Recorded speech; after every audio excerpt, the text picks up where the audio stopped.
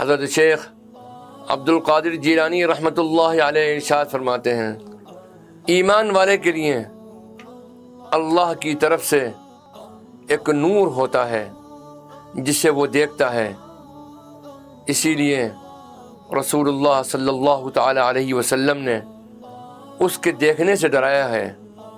ارشاد فرمایا، اتقوا فراست المؤمن فإنه ينظر بنور اللہ عز وجل او کما قال علیہ الصلاۃ والسلام۔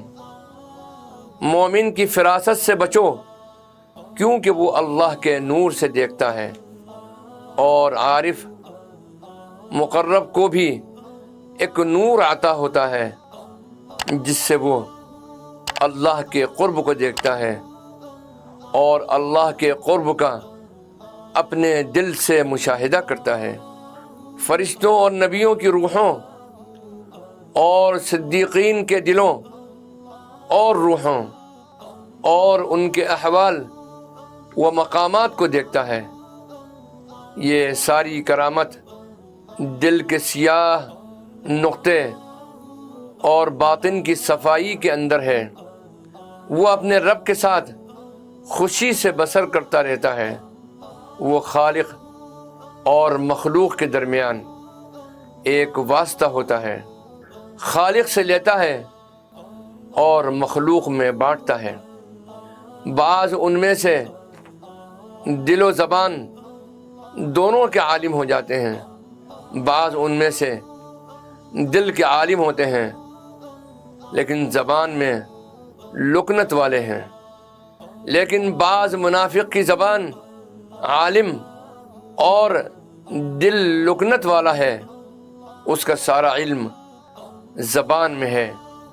اسی لیے رسول اللہ صلی اللہ تعالی علیہ وسلم نے ارشاد فرمایا، اخوف ما اخاف علی امتی منافق علیم اللسان او کما قال علیہ الصلاۃ والسلام۔ مجھے اپنی امت پر خوف نہیں مگر مجھے خوف ہے منافق کی چرب زبانی کا۔ حضرت شیخ عبد القادر جیلانی رحمۃ اللہ علیہ ارشاد فرماتے ہیں کہ تو کسی چیز پر غرور نہ کر، کیونکہ اللہ عز و جل جو چاہے کرنے والا ہے۔ ایک بزرگ سے حکایت منقول ہے کہ وہ اپنے ایک دینی بھائی سے ملنے کے لیے گئے۔ اس سے کہا، آؤ بھائی، ہمارے متعلق جو اللہ کے علم ہے اس پر ہم روئیں۔ اللہ سبحانہ و تعالیٰ کے اس نیک بندے نے کیسی اچھی بات کہی، یقیناً وہ عارف باللہ تھا اور اس نے رسول اللہ صلی اللہ تعالی علیہ وسلم کا یہ مبارک ارشاد سن رکھا تھا، تم میں سے کوئی عمل کرنے والا جنتیوں جیسے عمل کرتا ہے، یہاں تک کہ اس کے اور جنت کے درمیان ایک گز یا اس سے کچھ زائد کا فاصلہ رہ جاتا ہے۔ اسے بدبختی آ لیتی ہے اور وہ اہل دوزخ میں سے ہوتا ہے، اور تم میں سے کوئی دوزخیوں جیسے عمل کرتا ہے، یہاں تک کہ اس کے اور دوزخ کے درمیان ایک گز یا کچھ زائد فاصلہ رہ جاتا ہے۔ اسے خوش بختی آ لیتی ہے اور وہ اہل جنت میں سے ہو جاتا ہے۔ اللہ کے کسی بندے سے کسی نے پوچھا، کیا آپ نے اپنے رب کو دیکھا ہے؟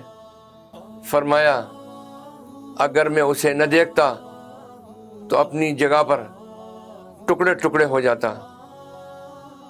اگر کوئی سوال کرے تو خدا کو کیسے دیکھ سکتا ہے تو میں اسے یہ جواب دوں گا کہ بندے کے دل سے جب مخلوق نکل جائے اور اس میں اللہ کے سوا کچھ نہ رہے تو اللہ جیسے چاہے اسے اپنے آپ دکھا دے گا، اپنے قریب کر لے گا۔